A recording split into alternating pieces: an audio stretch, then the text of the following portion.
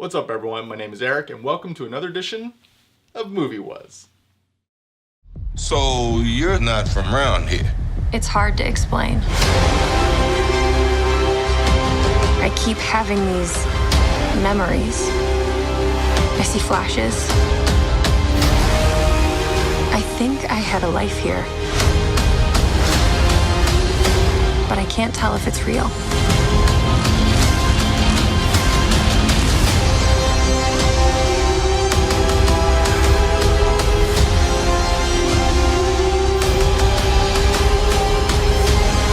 We have no idea what threats are out there. We can't do this alone. We need you. I'm not what you think I am.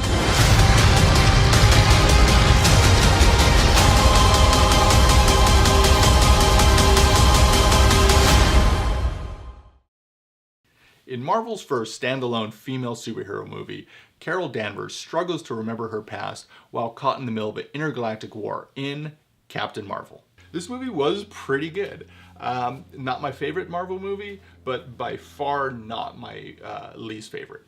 My favorite being Captain America Winter Soldier. But this is probably in, I would say, in the top 8 of the Marvel movies. And if Winter Soldier is my favorite movie, to give a range, I would say that Iron Man 2 or 3 is probably one of my least favorite movies. So yeah, this movie was pretty good. It's going to be a bit hard for me to review this movie without giving too much away, but here it goes. It's a bit strange because the movie just jumps right into Brie Larson's character as a Kree soldier, and she's on an alien world. So it's a straight up sci-fi movie for like the first 20 or so minutes. But there we learn that as a Kree soldier, she's caught in the middle of an intergalactic war between the Kree and their enemies, the Skrull. And in one of the battles, she ends up trying to escape and ends up crash landing on Earth. And because this is set in 1995, she meets a young Nick Fury, complete with full head of hair and 2 working eyeballs. She also meets a young Agent Coulson before he went to Tahiti.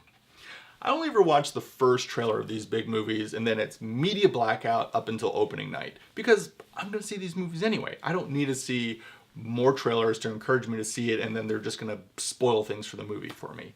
So going off of that first trailer, I was totally expecting Nick Fury to have just kind of like an extended cameo like he does in Winter Soldier or the first Avengers movie. Nope. This is a straight up just buddy movie between Nick Fury and Captain Marvel while she's on Earth, which is 2/3 of the movie. And it wasn't weird. It was just, I was not expecting that. And because this happens before all the other movies in the MCU, time-wise, we're used to seeing the kind of grizzled, hardened, battle-hardened, kick-ass Nick Fury, but we get to see a more lighthearted Nick Fury in this one, and it was a lot of fun. I had a few issues with the story. It felt a little disjointed at times. I'm not sure what it was. Maybe it's because of the flashbacks, or just her story was kind of a little convoluted, but something just felt a little off on it. Also, like, the movie dragged on a few times here and there. Not horribly so, but just enough for me to kind of feel the length of the movie, which is just a hair over 2 hours long. I thought Brie Larson was really good in this role. I've liked her ever since I first saw her in Scott Pilgrim vs. the World. Unfortunately, she feels kind of replaceable in this movie. And I'm not saying her acting was bad. It's just, like, for instance, Captain America.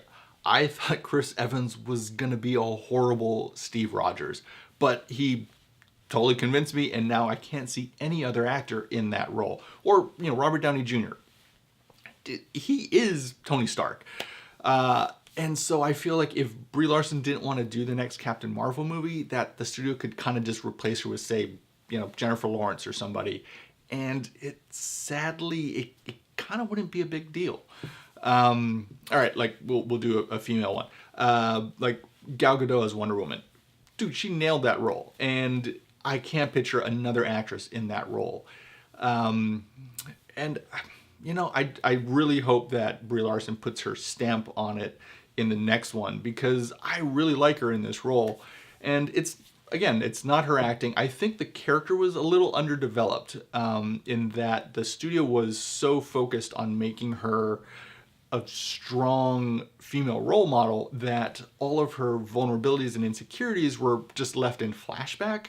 And when you have a character that doesn't have any, vulnerabilities, it makes them just that much harder to relate to in real life. And, I hope she just, puts her stamp on it in the next Avengers movie because I want to see her as Captain Marvel, and I think she did a great job. One of my biggest problems with the movie is that it falls into the Superman problem. Go to the time go below if you want to skip some of the little minor spoilers I'm going to talk about. So Captain Marvel is essentially the Marvel Universe's version of Superman or Supergirl or whatever it is. Needless to say, she is super overpowered in this movie.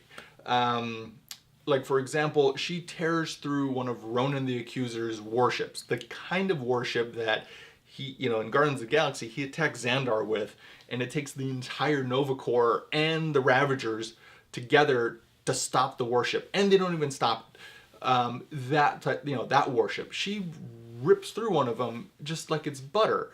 And when you have a character that is that overpowered, they're gonna need a villain that is equally or more, powerful to challenge them.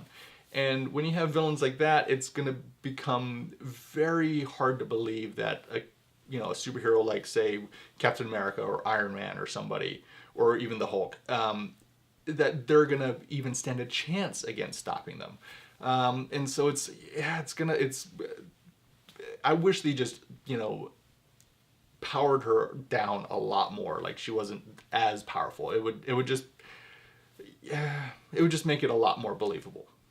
The action fight sequences are super cool. There was a bunch of fight there's a whole bunch. There's space battles, action fight sequences, hand-to-hand combat, fighter jet chase sequences, all kind of stuff. They were all super cool. What I really loved were the Kree weaponry. They had like these kind of green glowy things on a bunch of their weapons, and when they would move, with them, they would leave these like cool green kind of blurry glow streaks behind them. I don't think I've ever seen that in a movie. It was really cool. I like that a lot. Hey, if you like these reviews, let me know by hitting that like button. If you love them, hit the subscribe button. And, let me know in the comments below what you thought of Captain Marvel in my review. Did you love it? Did you hate it? I'd love to hear from you.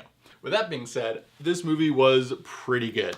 I thought the story was good, a little wonky at times. The acting is great. I love Brie Larson and Samuel Jackson together. They made a great not buddy cop, just a great buddy movie, and they played very well off each other.